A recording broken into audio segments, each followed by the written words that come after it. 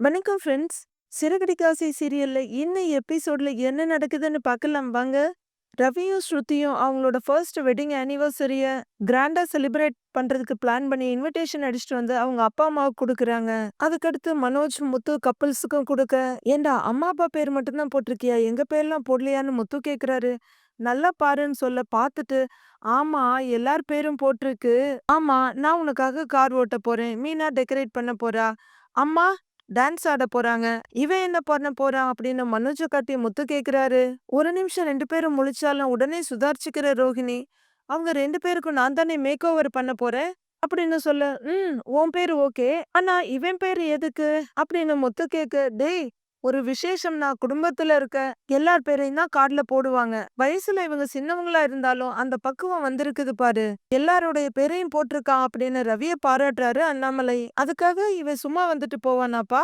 டேய் உன் கடையில இருந்து இவங்களுக்கு gift குடுத்துரு, உன் பேரை வேற போட்டிருக்கிறாங்க அப்படின்னு முத்து சொல்ல, கிஃப்டா?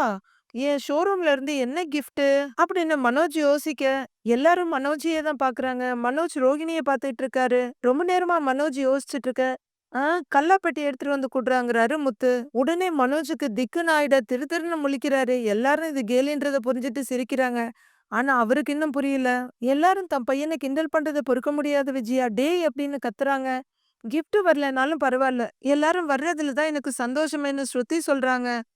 எல்லார் பேரையும் கார்ல போட்டு எல்லாருக்கான மரியாதையும் நீங்க குடுத்திருக்கீங்க. ஒரு கூட்டு குடும்பத்துக்கு இதுதான் அழகு அப்படின்னு அண்ணாமலை சொல்ல, அங்கிள் இந்த ஐடியாவ குடுத்ததே மீனா தான் அப்படின்னு ஸ்ருதி சொல்லிட, பாத்தியாங்கிற மாதிரி பாக்குறாரு அண்ணாமலை விஜயாவ. ரோஹிணிக்கும் மனோஜுக்கும் திக்குன்னு இருக்கு. முத்து ஆச்சரியமா, அப்படியா நீயா குடுத்த அப்படின்னு கேட்க, ஆமாங்க அவங்க இன்விடேஷன்ல என்னென்ன போடணும்னு கேட்டாங்க, குடும்பத்துல இருக்க எல்லார் பேரும் போடணும்னு சாதாரணமா தாங்க சொன்னேன் அப்படின்னு மீனா பதில் சொல்ல, ஆக்சுவலா எனக்கு கூட இந்த ஐடியா எல்லாம் தோணல, ஏன்னா நான் தனியாவே வளர்ந்துட்டேன், எனக்கு இதெல்லாம் தெரியாது, மீனா தான் சரியா கைட் பண்ணாங்க அப்படின்னு ஸ்ருதி சொல்ல, வழக்கம் போல விஜயா மனோஜ் ரோகிணியை தவிர மீதி எல்லாருமே சந்தோஷமா இருக்காங்க.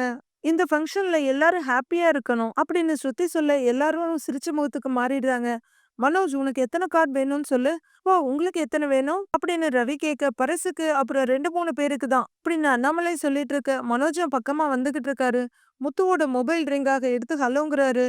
அண்ணே 2 போட்டோ அனுப்பியிருந்தீங்கல்ல, அத தாத்தா பாட்டி கிட்ட காட்டினேன் என்ன அப்படின்னு சேது சொல்ல, அண்ணே என்னென்ன சொன்னாங்கன்னு முத்து கேக்குறாரு. இதுல இருக்க 2 பொண்ணுல யாரையாவது பாத்திருக்காங்களா அப்படின்னு முத்து கேட்க, ஆமாண்ணே அதுல ரெட் கலர் பூ போட்ட சுடிதார் போட்டிருக்காங்கல்ல, கழுத்துல கூட தாலி இல்லாம இருக்காங்களேன்னு அப்படின்னு சேது சொல்ல, ஆமாண்ணேங்கிறாரு முத்து. அவங்க தானே அன்னைக்கு போனை விட்டுட்டு போயிருக்காங்க அப்படின்னு கிராமத்துல இருந்து சேது சொல்ல, ஓ அப்ப போனை வச்சிருந்தது பார்லர் அம்மாவோட ஃப்ரெண்டு தானா அப்படிங்கிற முத்து அங்க இருந்தே பார்லர் அம்மாவை முறைச்சிட்டு இருக்காரு. பார்லர் அம்மா ரொம்ப சந்தோஷமா ரவிக்கிட்டையும் மனோஜ் கிட்டையும் சிரிச்சு பேசிட்டு இருக்காங்க. அண்ணே கன்ஃபார்மா தெரியுமான்னு முத்து கேட்க, ஆமாண்ணே அந்த பொண்ணுதான் செருப்பை தச்சுக்கிட்டு ஆட்டோல ஏறும்போது போனை விட்டுட்டு போயிருக்காங்கண்ணே அப்படின்னு சேது சொல்ல, ரொம்ப நன்றின்னு, இத தெரிஞ்சுக்க தான் ரொம்ப கஷ்டப்பட்டோம், இத வச்சுதான் நிறைய வேலை இருக்கு, சரிண்ணே நான் தாத்தா பாட்டியை கேட்டேன்னு சொல்லுங்க, சீக்கிரமே வந்து பாக்குறோம் அப்படிங்கிறாரு முத்து. சரிண்ணே வச்சிடுறேன் அப்படின்னு சேது போனை வச்சிட, மறுபடியும் எல்லாரும் கும்பலா நிக்கிற இடத்தையே முத்து பாக்க, எதேச்சா திரும்பி பாக்குற மீனா என்னங்கிற மாதிரி கேட்க, இங்க வான்னு முத்துவும் ஜாட காட்டுறாரு. அப்படியே முத்து கிச்சனுக்குள்ள வர, பின்னாடியே வர்ற மீனா என்னங்கன்னு கேட்க,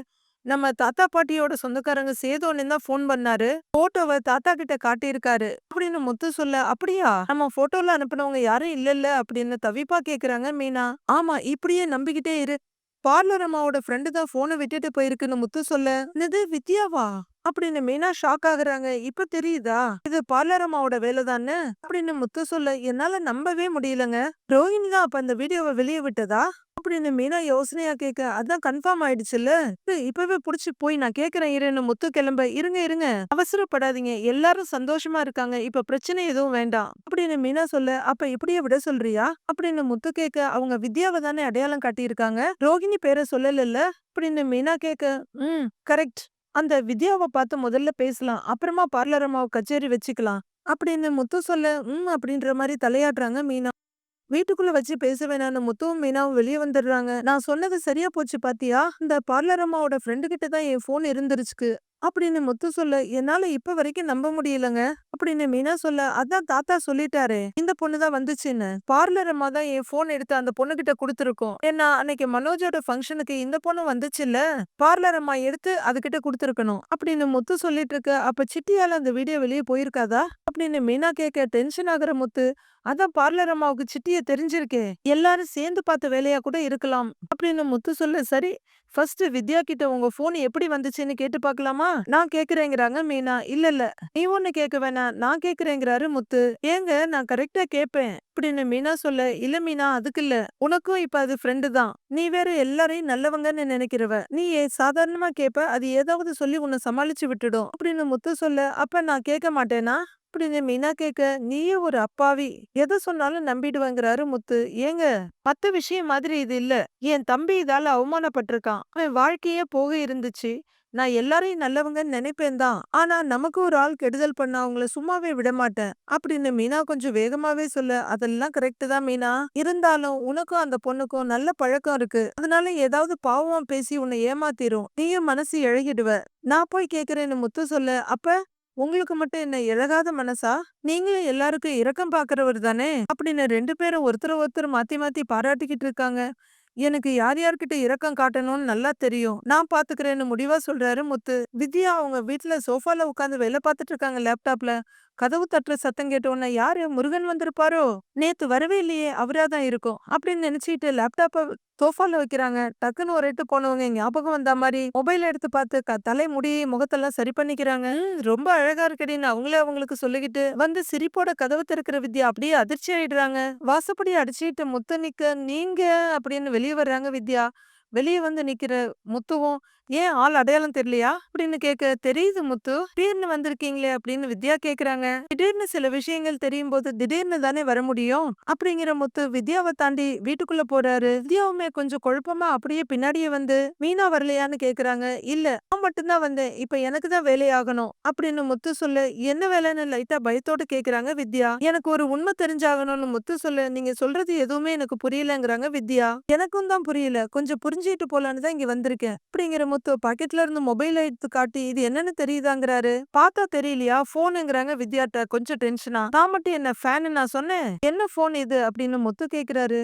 பிராண்ட் சரியா தெரியலையே அப்படிங்கிற வித்யா மறுபடியும் அதை பாக்குறாங்க. இது எங்கேயாவது பார்த்த மாதிரி இருக்கா அப்படின்னு முத்து கேட்க, தெரியலையேங்கிறாங்க வித்யா. இது என்னோட போன் அப்படின்னு முத்து சொல்ல, சரிங்கிறாங்க வித்யா சாதாரணமா. தொலைஞ்சு போன என் பழைய போனு அப்படின்னு முத்து கொஞ்சம் சத்தமா சொல்ல, வித்யா அப்படியே மறுபடியும் அதிர்ச்சிக்கு போறாங்க. ஐயோ வசமா மாட்டிக்கிட்டேனேன்னு மனசுல தோண முத்துவ பாக்குறாங்க. இப்ப ஞாபகம் வருதா? இல்ல ஞாபகப்படுத்தணுமா? இந்த போனு உன் கையில தான் கொஞ்ச நாளா இருந்திருக்குது அப்படின்னு முத்து சொல்ல, அது அப்படின்னு இழுக்குறாங்க வித்யா. இல்லன்னுலாம் சொல்ல முடியாது. எல்லாம் கன்ஃபார்ம் பண்ணிட்டு தான் இங்க வந்து நிக்கிறேன். அப்படின்னு முத்து சொல்ல, இல்ல அந்த மாதிரி எதுவும் அப்படின்னு லோ வாய்ஸ்ல வித்யா சொல்ல, பார்லர் அம்மா ஃப்ரெண்டுங்கிறதுனால அது மாதிரியே ஓவரா நடிக்க ட்ரை பண்ணாத. இந்த போனை நீ தான் வச்சிருந்த. போன மாசம் ஒரு செருப்பு கடையில செருப்பு தைக்கும் போது உனக்கு தெரியாம கீழே விழுந்திருக்குது அப்படின்னு முத்து சொல்ல, என்ன எல்லாத்தையும் கூட இருந்து பார்த்த மாதிரியே சொல்றான் அப்படின்னு வித்யா யோசிச்சுட்டு இருக்காங்க. என்கிட்ட இருந்து காணாம போன போன் தான் இது. இது எப்படி உங்ககிட்ட வந்துச்சு அப்படின்னு முத்து கேட்க, எனக்கு எனக்கு ஒண்ணுமே புரியல. எங்க அந்த போனை கொடுங்க அப்படின்னு வித்யா கையை நீட்ட முத்து போனை கொடுக்கறாரு. வாங்கி பாக்குற வித்யா, இதான் இதே போன் தான் வித்யா. வசமா சிக்கிட்டடி, எதையாவது சொல்லி சமாளி. இல்ல இவன் உன்னை ஒரு வழி பண்ணிடுவான் அப்படின்னு மனசுக்குள்ள பேசிக்கிட்டே மொபைல திருப்பி திருப்பி பார்த்துட்டு, அட ஆமா இது என்கிட்ட தான் இருந்துச்சு. ஆமா என் போன் உங்ககிட்ட எப்படி வந்துச்சு அப்படின்னு வித்யா கொஞ்சம் நல்ல தைரியமான குரல்ல கேட்க, வெடுக்குன்னு மொபைல புடுங்குற முத்து, அத நான் கேட்கணும். இது என் போன் எப்படி உங்ககிட்ட வந்துச்சுன்னு கேக்குறாரு முத்து. அப்படியா இந்த போனு அப்படின்னு வித்யா யோசிக்கிற மாதிரி நின்னுட்டு இருக்க. ரொம்ப யோசிக்காத, என்கிட்ட இருந்து தானே எடுத்த அப்படின்னு முத்து கேட்க, ஏங்க என்ன நீங்க ஏதோ நான் உங்ககிட்ட இருந்து திருடின மாதிரி பேசுறீங்க அப்படின்னு கொஞ்சம் கோவமா கேட்க, அப்ப எப்படி என் போன் உன் கையில வந்துச்சு அப்படின்னு முத்து கேட்க, ஆக்சுவலா நான் இத ஒரு இடத்துல வாங்கினேன் அப்படின்னு வித்யா சொல்ல, கொஞ்சம் குழம்பி போற முத்து, வாங்கினியான்னு கேக்குறாரு. ஆமா என் மொபைல் கொஞ்சம் ப்ராப்ளம் ஆயிடுச்சு. புதுசா ஒரு போனை வாங்கி யூஸ் பண்ற அளவுக்கு என்கிட்ட காசும் இல்ல. மாச கடைசி சரி ஆபீஸ்ல சேலரியும் போடல, இன்கிரிமெண்ட்டும் வர மாட்டேங்குது. வேலையை மட்டும் வாங்குறாங்க, சேலரி மட்டும் இன்க்ரீஸ் பண்றதே இல்ல அப்படின்னு புலம்பிட்டு இருக்க. ஏய் இந்த கதையெல்லாம் நான் கேட்டேனான்னு மிரட்டுறாரு முத்து. போன் எப்படி உங்ககிட்ட வந்துச்சுன்னு அவர் கேட்க, நான் அதை தான் சொல்ல வர்றேன். ரிச் ஸ்ட்ரீட் இருக்குல்ல, அங்க சின்ன சின்ன கடைங்க பிளாட்ஃபார்ம்ல இருக்கு. அங்க ஒரு கடையில இருந்து இந்த ஃபோன செகண்ட்ஸ்ல வாங்குனேன். அப்படின்னு வித்யா சொல்ல, செகண்ட்ஸ்ல வாங்குனியான்னு முத்து கேக்குறாரு. ஆமா, இதுக்கே ரூ. 2000 வாங்கிட்டாங்க தெரியுமா? அப்படின்னு வித்யா சொல்ல, முத்து அப்படியே குழம்பி போய் நிக்கிறாரு. ஆமா, அப்புறம் எங்கேயோ மிஸ் பண்ணிட்டேன். அந்த செருப்பு கடை கிட்ட தான் விட்டேனா? இப்பதான் ஞாபகம் வருது. அப்படின்னு வித்யா சொல்ல, மிஸ் பண்ணணும்னு பண்ணனியா? இல்ல வேலை முடிஞ்சிருச்சுன்னு தூக்கி போட்டு போயிட்டியா? அப்படின்னு முத்து கேட்க, என்ன வேலை முடிஞ்சதுன்னு புரியாத மாதிரி கேக்குறாங்க வித்யா. நீங்க என்ன கேக்குறீங்கன்னே எனக்கு புரியல. நீங்க சொல்லிதான் இந்த போன் உங்களோடதுன்னு எனக்கு தெரியும். நான் வாங்குன மறுநாளே இந்த போன் காணாம போயிடுச்சு தெரியுமான்னு வித்யா கேக்குறாங்க. இந்த கதையெல்லாம் வேணாம். நீ பார்லர் அம்மாவோட ஃப்ரெண்டு. அது மாதிரியே கேடியா தானே இருப்ப. ஆனா ஏன் பொண்டாட்டிக்கு ஃப்ரெண்டா போயிட்ட. அதனாலதான் நான் பொறுமையா கேட்டுட்டு இருக்கேன். ஒழுங்கா சொல்லு. நீ இந்த போனை பார்லர் அம்மா சொல்லிதானே எடுத்த? அப்படின்னு முத்து கேக்க, என்ன சொல்றீங்க? அவ ஏன் இத எடுக்க சொல்ல போறா? நான் தான் சொல்றேன்ல செகண்ட்ஸ்ல வாங்குனேன்னு அப்படின்னு வித்யா சொல்ல, அப்ப போன் தொலைஞ்சதுக்கு அப்புறம் ஏன் செருப்பு கடையில போய் கேட்கலன்னு முத்து கேக்குறாரு. எங்க தொலைச்சேங்கிறது நீங்க சொல்லிதான் எனக்கு தெரியும். அப்புறம் எப்படி நான் போய் அந்த கடையில கேட்க முடியும்? அப்படின்னு வித்யா சொல்ல, நல்லா தான் பேசுறேங்கிறாரு முத்து. அதெல்லாம் இருக்கட்டும். இப்ப இந்த போனுக்கு ரூ. 2000 நான் குடுத்துருக்கேன். இந்த பணத்தை கொடுத்துட்டு இந்த போனை நீங்களே வச்சுக்கோங்க அப்படின்னு வித்யா சொல்ல, என்னது? ஏன் போனுக்கு உனக்கு நான் ரூ. 2000 கொடுக்கணுமா? என்ன காமெடி பண்ணிட்டு இருக்கியான்னு முத்து கொஞ்சம் கோவமா கேட்க, சரி சரி ஓகே, பணம்லாம் வேண்டாம், நீங்களே வச்சுக்கோங்க இந்த போனை அப்படின்னு ஏதோ தாராள மனசோட வித்யா சொல்ல, சரி போனை வாங்கினியே அதுக்குள்ள என்ன இருந்துச்சுன்னு பாத்தியா? அப்படின்னு முத்து கேட்க, போனுக்குள்ள என்ன ஸ்பேர் பார்ட்ஸ் தான் இருக்கும், இதை என்ன திறந்தா பார்க்க முடியும் அப்படின்னு வித்யா கேட்க, இந்த நக்கல் தானே வேணாங்கிறது. உள்ள இருக்க போட்டோ வீடியோ எதையாவது பாத்தியா? அத பாத்திருந்தாலே இது ஏன் போனுங்கிறது தெரிஞ்சிருக்கும்ல அப்படின்னு முத்து கேட்க, இல்ல வாங்கிட்டு வந்த அன்னைக்கு ஃபுல்லா சார்ஜ் போட சொன்னாங்க. சார்ஜ் போட்டு நான் தூங்கிட்டேன். காலையில கிளம்பி போகும்போது தான் என் செருப்பு அறுந்துருச்சு. நான் தைக்க போனப்போ மிஸ் ஆயிடுச்சு உங்க போனு. உங்க போனுன்னு தெரிஞ்சிருந்தா நான் மீனாவை கூப்பிட்டு கொடுத்திருப்பேன்ல அப்படின்னு வித்யா சொல்ல, எல்லாத்துக்கும் தெளிவா பதில் சொல்றேன் அப்படின்னு முத்து மிரட்டலா கேட்க, உண்மையை தானே சொல்றேன் அப்படின்னு வித்யா சொல்ல, உண்மையா இல்லையாங்கிறத நான் கண்டுபிடிக்கிறேன். ஆனா பொய் சொல்லிட்டு ரொம்ப நாள் மாட்டிக்காம சுத்த முடியாது அப்படின்னு முத்து மிரட்டலா சொல்றாரு.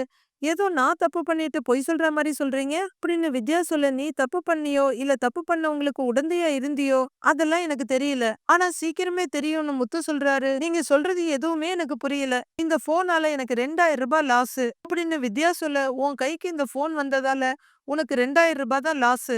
ஆனா இந்த போன் என் கைய விட்டு போனப்ப எனக்கு அப்படிங்கிற முத்து, சரி விடு. ஆனா ஒண்ணு, தப்பு பண்றவங்கள விட அதுக்கு உடந்தையா இருக்கவங்களுக்கு தான் ரொம்ப டேஞ்சர்னு சொல்லுவாங்க. உனக்கு பார்லர் அம்மா எவ்வளவோ பரவாயில்ல. உன்னைய கல்யாணம் பண்ணிக்க போறவன் ரொம்ப பாவப்பட்ட பிறவியா தான் இருப்பான் அப்படின்னு சொல்லிட்டு முத்து வெளியே போக, திகைச்சு போற வித்யா அப்படியே மெதுவா வந்து சோஃபால உட்கார்றாங்க. முத்து வீட்டுக்கு வந்து மீனா மீனான்னு கூப்பிட்டுக்கிட்டு உள்ளர வர்றாரு. மீனா பதில் சொல்றதுக்கு முன்னாடி பார்லர் அம்மா என்ன பேச போறாங்கன்னு ஒட்டு கேட்கறதுக்கு கதவுக்கு பின்னாடி ரெடியா நிக்கிறாங்க.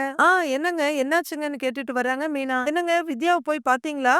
போனை பத்தி கேட்டீங்களா அப்படின்னு மீனா கேட்க, ஐயோ இவன் வித்யாவை போய் பாத்திருக்கானா? போனை பத்தி கேட்டிருக்கான். அப்ப அவ எல்லாத்தையும் சொல்லிட்டாளா அப்படின்னு பார்லர் அம்மா பயத்தோட கதவு ஒட்டு கேட்டுட்டு இருக்காங்க. போய் பார்த்தேன், கேட்டுட்டு தான் வந்தேன்னு முத்து சொல்ல, என்ன போன் அவங்க கிட்ட தான் இருந்துச்சா அப்படின்னு மீனா கேட்க, ஆமா அதுகிட்ட இருந்துதான் என் போன் கீழே விழுந்திருக்கு அப்படின்னு முத்து சொன்னதை கேட்டு பயங்கர அதிர்ச்சி ஆயிடுறாங்க பார்லர் அம்மா. ஏங்க அப்ப நாம சந்தேகப்பட்டது சரியா போச்சுங்க. அவங்க கிட்ட எப்படி போன் போச்சு அப்படின்னு மீனா கேட்க, அது நல்லா மழுப்புது மீனா, அது மட்டும் எனக்கு நல்லா தெரியுது அப்படின்னு முத்து சொல்ல, ஐயோ மாட்டிக்க போறோமான்ற பயத்துல கதவை மெதுவா சாத்திட்டு அடுத்து ஒட்டு கேட்க இன்னும் ரெடியா தயாராங்கறாங்க ரோகிணி. என்னங்க சொல்றீங்க? உங்க போன் எப்படிங்க அவங்க கிட்ட போச்சுன்னு மீனா கேட்க, மீனா அது நான் கேட்டதுக்கு ஏதோ பிளாட்ஃபார்ம் கடையில இருந்து வாங்கினேன்னு சொல்லுது அப்படின்னு முத்து சொல்ல, அப்பதான் ரோஹிணி கொஞ்சம் உயிர் வருது.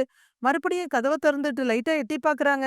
பிளாட்ஃபார்ம் கடையிலயான்னு மீனா கேட்க, ஆமா அது போன் சரியில்லையா, அதனால செகண்ட்ஸ்ல இந்த போனை பிளாட்ஃபார்ம் கடையில இருந்து வாங்குச்சான் அப்படின்னு முத்து சொல்ல, ரோஹிணி கொஞ்சம் தைரியமா வெளியே வர்றாங்க. அப்போ நீங்க உங்க போனை தவற விட்டு அதை எடுத்து யாராவது வித்திருக்கலாம் இல்லன்னு மீனா கேக்குறாங்க. அதெல்லாம் ஒண்ணும் இல்ல மீனா, போனை நான் எங்கேயும் தவற விடல. ஃபங்க்ஷன்ல கூட போன் என் கையில தான் இருந்துச்சு. இங்க வந்து காலையில பாக்கும்போது தான் இல்ல. கண்டிப்பா இதுல பார்லர் அம்மாவோட வேலை இருக்குது அப்படின்னு முத்து சொல்ல, ரோஹிணிக்கு கொஞ்சம் பயம் உதறல் எடுக்குது. அப்ப நாம சந்தேகப்பட்ட மாதிரி ரோஹிணி தான் அந்த போனை வித்யா கிட்ட கொடுத்திருப்பாங்களா அப்படின்னு மீனா கேட்க, ரோஹிணிக்கு மறுபடியும் திக்குன்னு இருக்கு. எல்லாத்தையும் கேட்டேன் மீனா, ஆனா அது எதுவுமே தெரியாத மாதிரி நடிக்குது. கடையில தான் வாங்கினேன், அடுத்த நாளே நான் மிஸ் பண்ணிட்டேன் அப்படி இப்படின்னு என்னென்னமோ கதை சொல்லுது. பார்லர் அம்மாவை மாட்டி விட கூடாதுன்னு அந்த பொண்ணு இப்படிலாம் சொல்லி மழுப்புது அப்படின்னு முத்துவும் மீனாவும் பேசிக்கிறத ஒண்ணு விடாம ஒட்டு கேட்டுட்டு இருக்காங்க பார்லர் அம்மா. ஆனா வித்யா பொய் சொல்லுவாங்கன்னு எனக்கு தோணலங்கன்னு மீனா சொல்ல, ஏன் சொல்லாது? சேர்ற சேர்க்கை அப்படி இருந்தா பொய் தானா வரும். நம்ம பார்லர் அம்மாவுக்கு தான் பொய் சாதாரணமா வருமே, அது கூட சேர்ந்தா இது எப்படி இருக்கும் அப்படின்னு முத்து சொல்ல, அது என்னமோ கரெக்ட் தான். இப்ப குடிக்கிறவங்க கூட ஒரு ஆள் சேர்ந்தா குடிக்காதவங்களுக்கு கூட அந்த பழக்கம் வந்துரும்ல அப்படின்னு மீனா சொல்ல, இப்ப இந்த உதாரணம் தேவையா உனக்கு? சீரியஸான விஷயம் பேசிட்டு இருக்கிறோம், எப்ப பார்த்தாலும் சுத்தி சுத்தி அங்கேயே வந்து நின்னுட்டு இருக்கிற அப்படின்னு மீனா கிட்ட கடுப்படிக்கிறாரு முத்து. சரி அதெல்லாம் விடுங்க, வித்யா சொன்ன மாதிரி கூட இருக்கலாம்ல அப்படின்னு மீனா கேட்க, எப்படி அப்படின்னு முத்து கேக்குறாரு. அவங்க பிளாட்ஃபார்ம் கடையில இருந்து கூட அந்த போனை வாங்கியிருக்கலாம், அந்த சிட்டி வீடியோவை ரிலீஸ் பண்ணிட்டு எந்த கடையிலயாவது வித்திருக்கலாம், அத வித்யா வாங்கியிருக்கலாம். மீனா சொல்றாங்க, அது சரி நீ சொன்ன மாதிரியே சிட்டி ரிலீஸ் பண்ணதாவே இருக்கட்டும், ஆனா சிட்டி கிட்ட ஏன் போன் எப்படி போச்சு, அதை யார் கொடுத்தா அப்படின்னு முத்து கேட்க, பார்லர் அம்மா பகீர்னு பாத்துக்கிட்டு இருக்காங்க. எனக்கு என்னமோ அந்த பார்லர் அம்மா மேலதான் டவுட்டா இருக்கு மீனா. ஆனா அதோட ஃப்ரெண்டு இந்த பார்லர் அம்மாவை காப்பாத்த என்னென்னலாமோ போய் சொல்லுது, அது மட்டும் உண்மையை சொல்லிருந்துச்சுன்னு வையேன், பார்லர் அம்மா என் கையில மாட்டிருந்திருக்கும். ச்சே, ஆனா அந்த பொண்ணுதான் எதுவுமே சொல்லவே இல்லையே அப்படின்னு முத்து சொல்ல, இத ஃபுல்லா ஒட்டு கேக்குற ரோகிணி, அவ நமக்காக சொல்லாம விட்டுருக்கால அப்படின்னு யோசிச்சுட்டு நிக்கிறாங்க. ஆனா ஒண்ணு, இந்த வீடியோவை ரிலீஸ் பண்ணவங்கள கண்டிப்பா கண்டுபிடிக்காம நான் விடமாட்டேன் சொல்லிட்டேன். கிட்ட நெருங்கி போயிட்டேன், பட் ஜஸ்ட் மிஸ் ஆயிடுச்சு. எத்தனை நாள் தான் மாட்டாம சுத்துவாங்க, ஒரு நாள் கண்டிப்பா மாட்டித்தானே ஆகணும் அப்படின்னு முத்து சொல்ல, அப்பாடா தப்பிச்சோன்ற மாதிரி நினைக்கிற ரோகிணி, நல்ல வேளை வித்யா என்னை பத்தி எதுவும் சொல்லல அப்படின்னு ரொம்ப ரிலீஃபா ஃபீல் பண்ணி சந்தோஷமா முகத்தை மாத்திக்கிறாங்க. வித்யா சோஃபால உட்காந்து லேப்டாப்ல வேலை பார்த்துட்டு இருக்க ரோஹிணி மெதுவா வந்து கதவை தள்ளிட்டாங்க, நின்னு பாக்குறாங்க. லேப்டாப்ப மூடி வச்சுட்டு மெதுவா வித்யா எழுந்து நிக்க பக்கத்துல வந்து ரோஹிணி நிக்கிறாங்க. ஒரு செகண்ட் அமைதியா நின்ன ரோஹிணி அப்படியே வித்யா வந்து ஹக் பண்ணிட்டு அழ ஆரம்பிக்க, உங்களை கொஞ்சம் தள்ளி நிறுத்தி வச்சுட்டு, ஏன் என்னாச்சு, ஏன் அழற அப்படின்னு வித்யா கேட்க, வித்யா சாரி அப்படின்னு ரோஹிணி சொல்ல, எதுக்கு அப்படின்னு வித்யா வெடுக்குன்னு கேக்குறாங்க. நான் அன்னைக்கு உன்னைய என்னென்னமோ பேசிட்டு அசிங்கப்படுத்திட்டு போயிட்டேன், உன்னை புரிஞ்சுக்கவே இல்ல. வீட்ல முத்துவும் மீனாவும் பேசிட்டு இருந்தாங்கன்னு ரோஹிணி சொல்ல, அவங்க என்ன இதுக்கு முன்னாடி பேசிக்காமலா இருந்தாங்க, புருஷன் பொண்டாட்டினா பேசிக்கதான் செய்வாங்க அப்படின்னு வித்யா சொல்ல, திகைச்சு போய் பார்த்துட்டு இருக்க ரோஹிணி, அது இல்லடி, அந்த முத்து உன்கிட்ட வந்து தொலைஞ்சு போன போனை பத்தி கேட்டானா அப்படின்னு ரோஹிணி கேட்க, அப்படின்னு தலையாட்டுறாங்க வித்யா. ஆனா நீ அவன்கிட்ட எதுவுமே சொல்லல, வேற ஏதோ சொல்லி சமாளிச்சுட்டேன்னு அவன் சொன்னான் அப்படின்னு ரோஹிணி சொல்ல, ஆமா, லாயர் மாதிரி மாத்தி மாத்தி கேட்டான், கொஞ்சம் கஷ்டமா தான் இருந்தது, ஆனா நான் சொன்னதை தான் அவன் நம்பினானான்னு தெரியல எனக்கு அப்படின்னு வித்யா சொல்ல, இங்க பாரு, அவன் நம்புறதும் நம்பாததும் முக்கியம் இல்ல, ஆனா எனக்காக நீ அவங்கிட்ட இருந்து உண்மையை மறைச்சிருக்க. இதுவே வேற பொண்ணா இருந்தா நான் சண்டை போட்டுட்டு போனதுக்கு கண்டிப்பா அவங்கிட்ட உண்மையை சொல்லி இருப்பா. ஆனா இப்பவும் நீ என்ன காப்பாத்தி இருக்க, என் மேல இருக்க கோவத்துல நீ உண்மையை சொல்லியிருந்தா என் லைஃப் போயிருக்கும், ஆனா நீ எதுவுமே சொல்லல அப்படின்னு ரோகிணி சொல்ல, எல்லாத்தையும் போட்டு கொடுக்கணும்னு தான் எனக்கு தோணுச்சு, ஆனா என்ன பண்றது, ஏதோ சொல்லுவாங்களே, முந்தினவன் நண்பனா இருந்தா வெளியே கூட சொல்லக்கூடாதுன்னு, நீ என்ன எப்படி பாக்குறன்னு தெரியல, ஆனா நான் உன்னை ட்ரூ ஃப்ரெண்டா தான் பாக்குறேன், அதான் எனக்கு உண்மையை சொல்ல வரல அப்படின்னு வித்யா சொல்ல, சாரிடி அப்படிங்கிற ரோகிணி மறுபடியும் வித்யாவை ஹக் பண்ணிக்கிறாங்க. சரிடி அழாத, எனக்கே கொஞ்சம் கூச்சமா தான் இருக்கு, வந்து உட்காரு வா அப்படிங்கிற வித்யா உட்கார பக்கத்துல உட்கார்றாங்க ரோகிணி. எனக்காக நீ எவ்வளவோ பண்ணியிருக்க, என் கூட யாருமே இல்லாதப்போ நீ மட்டும்தான் இருந்திருக்க, அது எதையுமே யோசிக்காம நான் உன்னை திட்டிட்டேன், என்னை சுத்தி பிரச்சனை அதிகமாகிட்டே போகுது வித்யா, அந்த பிரஷர்ல தான் அன்னைக்கு அப்படி பேசிட்டேன், நான் அப்படி பேசியிருக்க கூடாது, சாரிடின்னு ரோஹிணி சொல்ல, சரி விடுடி, நானும் அன்னைக்கு கொஞ்சம் ஓவரா தான் பேசிட்டேன், அது திடீர்னு நீ நான் எதுக்கும் லாயக்கு இல்ல வேஸ்ட்லாம் பேசிட்டியா, அதான் சுருக்குன்னு கொஞ்சம் கோவம் வந்துருச்சு அப்படின்னு வித்யா சொல்ல, நீ கோவப்பட்டதுல ஒண்ணுமே தப்பில்லடி, நான் அப்படி பேசியிருக்க கூடாது அப்படின்னு ரோஹிணி சொல்ல, சரி விடுறி, உன் லைஃப் பத்தி எனக்கு நல்லா தெரியும், சின்ன வயசுலயே உனக்கு நடக்க கூடாதெல்லாம் நடந்துருச்சு, இப்ப தேடிக்கிட்ட லைஃப் மிஸ் ஆயிடக்கூடாதுன்னு பாக்குற, உன் கஷ்டம் எனக்கு புரியுது, ஃபீல் பண்ணாத விடு அப்படின்னு சொல்லிட்டு வித்யா ரோஹிணியோட கைய பிடிக்க வழியில அவுச்சுன்னு கத்துறாங்க ரோஹிணி. மெதுவா தாண்டி தட்டுன அப்படின்னு வித்யா சொல்ல, நான் ஏற்கனவே அடி வாங்கி வழியில இருக்கேன் அப்படின்னு ரோஹிணி சொல்ல, என்னடி சொல்ற, யார் அடிச்சது அப்படின்னு வித்யா கேட்க, மனோஜ் தாங்கிறாங்க ரோஹிணி. மனோஜா, உன்ன அடிச்சாரா, என்னடி சொல்ற, அவர் அந்த அளவுக்கெல்லாம் ஒர்த்தே இல்லையேடி, ஏதாவது அந்நியன் அது இதுன்னு அவருக்குள்ள வந்துருச்சா அப்படின்னு வித்யா கேக்குறாங்க. அவருக்குள்ள எல்லாம் எதுவும் வரல, எனக்குள்ளதான் ஏதோ பேய் வந்துருச்சுன்னு சொல்லிட்டு இருக்காங்கன்னு ரோஹிணி சொல்லிட்டு இருக்க, பேயா அப்படின்னு துள்ளி குதிச்சு 3 அடி பின்னாடி போய் உட்காந்துக்கிறாங்க வித்யா. என்னடி சொல்ற, நீ ரோஹிணி தானே, இங்க உன் காலை காட்டு அப்படின்னு வித்யா குனிஞ்சு ரோஹிணியோட காலை பார்க்க, அட விடுறி நீ வேற, பேய் எல்லாம் அதெல்லாம் ஒண்ணும் இல்ல. எனக்கு அடிக்கடி இந்த மீன அடிக்கிற மாதிரி, அவகிட்ட மாட்டிக்கிற மாதிரி கனவு வருதுன்னு சொல்லிக்கிட்டு இருந்தேன்ல, அப்படின்னு ரோகிணி சொல்ல, அப்படின்னு பயத்தோட கேட்டுட்டு இருக்காங்க வித்யா. அந்த மாதிரி கனவு வரும்போதெல்லாம் நான் அலறி கத்த ஆரம்பிச்சிடுறேன். அத பார்த்து இந்த மனோஜும் என் மாமியாரும் செத்துப்போன என் அப்பாவோட ஆவிதான் என்ன புடிச்சிருச்சுன்னு நினைச்சுக்கிட்டு இருக்காங்க. அப்படின்னு ரோகிணி சொல்ல, ஓ மலேசியா அப்பா மலேசியா பேயா? நல்ல கான்செப்ட் அப்படின்னு வித்யா சொல்ல, ஆமாண்டி. அதுக்காக ஒரு சாமியார கூட்டிட்டு வந்து பேய் ஓட்டுறேன்னு சொல்லி என்னென்னமோ பண்ணிட்டு இருக்காங்க. அந்த சாமியார் சரியான ஃப்ராடா இருப்பான் போல இருக்கு. என் மேல பேய் இருக்குன்னு சொல்லி இந்த பெரும்பால தினம் 2 தடவை அடிங்கன்னு சொல்லி மனோஜ் கிட்ட அந்த கொம்ப குடுத்துட்டு போயிட்டான். அந்த லூசு நான் நைட்டு தூங்குறப்பவும் காலையில தூங்கி எந்திரிக்கிறப்போ என்ன அடிச்சிட்டு இருக்குது அப்படின்னு ரோகிணி சொல்ல, ஐயையோ என்னடி நீ இப்படி மாட்டிட்டு இருக்க? அப்ப தினமும் நீ அடி வாங்கிட்டு இருக்கியா அப்படின்னு வித்யா கேட்க, அப்படின்னு பரிதாபமா முகத்த வச்சுட்டு சொல்றாங்க ரோகிணி. இவ்வளவு சொன்னாலும் கேட்கவே மாட்டேங்கிறான் அப்படின்னு ரோகிணி சொல்ல, ஏய் இப்பவுமா நம்புறாங்க இந்த பேய் பிசாசை எல்லாம் அப்படின்னு வித்யா கேட்க, நீயே இப்ப பேய் இருக்குன்னு சொன்னவன ஒரு அடி தள்ளி போன. மனோஜ பத்தி சொல்லவா வேணும்? அவன் தான் ரொம்ப பயந்தவனாச்சே. அந்த பயத்துல என்ன போட்டு ஸ்ட்ராங்கா அடிக்கிறான்டி. கால் எல்லாம் பயங்கரமா சிவந்து போயிருக்கு அப்படின்னு ரோகிணி சொல்ல, இதெல்லாம் டொமஸ்டிக் அபியூஸ் டி. அப்படியே பெரம்ப வாங்கி நீயும் அப்படியே 4 வைக்க வேண்டியது தானே, அப்பதான் அடங்குவாங்கன்னு வித்யா சொல்றாங்க. அப்படி நான் அடிச்சு பேய் தான் இதெல்லாம் பண்ணுதுன்னு சொல்லி அப்புறம் வேற ஏதாவது ஒரு சாமியார கூட்டிட்டு வந்து வேற ஏதாவது பெரிய வம்புல மாட்டிப்பேன் அப்படின்னு வித்யா சொல்ல, ஏண்டி நீ இதுவரைக்கும் என்கிட்ட கோவமா பேசினதே இல்ல, அன்னைக்கு வந்து கோவமா பேசிட்டு போன, அது நீ பேசல, உன் அப்பாவோட ஆவிதான் பேயா வந்து பேசியிருக்குமோ அப்படின்னு வித்யா கேட்க, ஏண்டி நீ வேற அப்படின்னு சலிச்சுக்கிறாங்க ரோஹிணி. சரி இப்ப என்ன செய்ய போற? தினமும் அடி வாங்கியேவா சாக போற அப்படின்னு வித்யா கேட்க, இதுக்கு ஒரு ஐடியா வச்சிருக்கேன். பேய் இல்லன்னு சொன்னா அடிப்பாங்க, இருக்கிற மாதிரி மெயின்டைன் பண்ணி இதுக்கு ஒரு முடிவு கட்ட போறேன், பண்ணிட்டு சொல்றேங்கிறாங்க ரோஹிணி. சரி பேய் கிட்ட இருந்து தப்பிக்கிறத விடு, முத்துக்கிட்ட மாட்டிப்ப போலயே.